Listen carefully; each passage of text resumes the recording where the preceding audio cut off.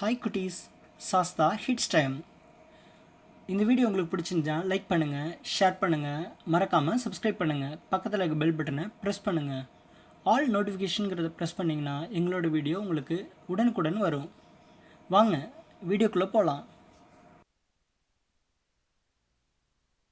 இந்த வீடியோவில் நம்ம பார்க்க போகிறது பண்டிகைகளை பற்றி. பண்டிகைகள் அப்படின்னு நம்ம சொல்கிறோன்னா பொங்கல், தீபாவளி, விநாயகர் சதுர்த்தி, சரஸ்வதி பூஜை, இது மாதிரி இருக்கிறதெல்லாம்.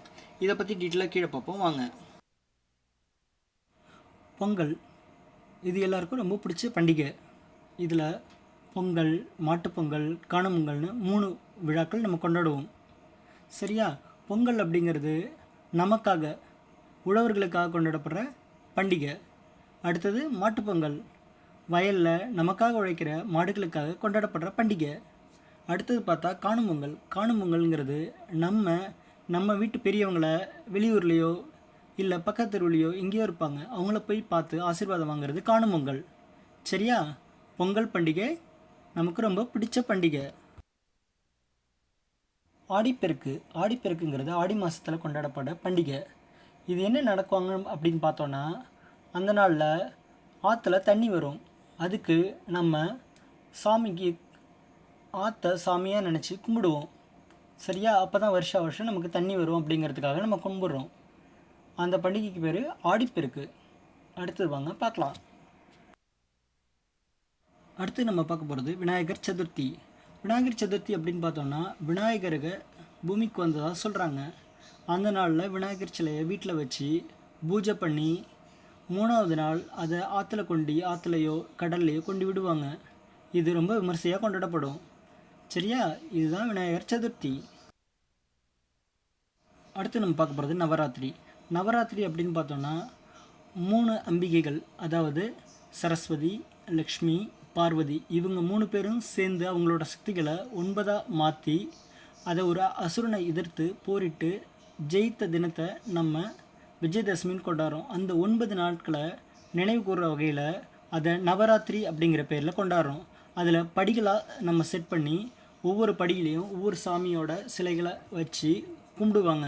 இதை வீட்டில் தமிழ்நாட்டில் பொறுத்தளவு இது அந்த ஒவ்வொரு நாளுக்கும் ஒவ்வொரு பலகாரங்கள் செஞ்சு படைச்சி அதை அக்கத்து வீட்டில் கொடுப்பாங்க. சரியா? இதுதான் நவராத்திரி. நவராத்திரி பற்றி சொன்னோம்ல, நவராத்திரியில் கடைசி நாள் விஜயதசமி.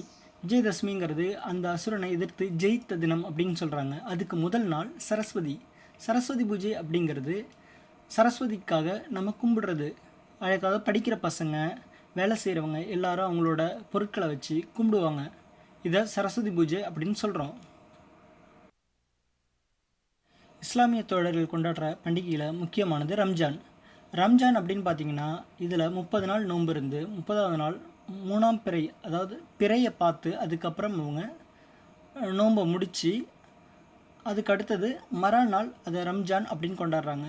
அந்த நாளில் பிரியாணி வச்சு கொண்டாடுவாங்க. அவங்களோட அதை 3 பங்காக வச்சு, ஒன்று அவங்களுக்கும், இன்னொரு பங்கு அவங்க பக்கத்து வீட்டுக்காரங்களுக்கும், இல்லாதவங்களுக்கும் கொடுப்பாங்க.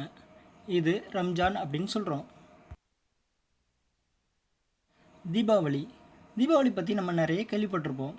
நரகாசுரனை அழித்து கிருஷ்ணர் அவன் அழிந்த தினத்தை நம்ம தீபாவளின்னு கொண்டாடுறோம் அப்படின்னு சொல்கிறோம். இந்த தினத்தில் பலகாரங்கள் செஞ்சு அதை சாமிக்கு வச்சு காலையிலேயே படைச்சிட்டு அதுக்கப்புறம் பட்டாசுகள் கொளுத்தி நம்ம கொண்டாடுறோம். இதை நம்ம தீபாவளின்னு சொல்கிறோம். இது நம்ம எல்லாருக்குமே பிடிச்ச ஒரு பண்டிகை. கிறிஸ்மஸ் அப்படிங்கிறது இயேசு கிறிஸ்து பிறந்த தினம். அதாவது இயேசு கிறிஸ்து எங்கே பிறந்தார் அப்படின்னு பார்த்தோன்னா, ஜெருசலத்தில் ஒரு மாட்டுக்கொட்டையில் பிறந்தார் அப்படின்னு சொல்கிறாங்க. அந்த மாட்டுக்கொட்டைகள் மாடலில் ஒரு குடில் மாதிரி செஞ்சு அதை நிறைவு கூறுறாங்க. அந்த தினத்தை நம்ம என்ன சொல்கிறோன்னா கிறிஸ்மஸ் அப்படின்னு சொல்கிறோம்.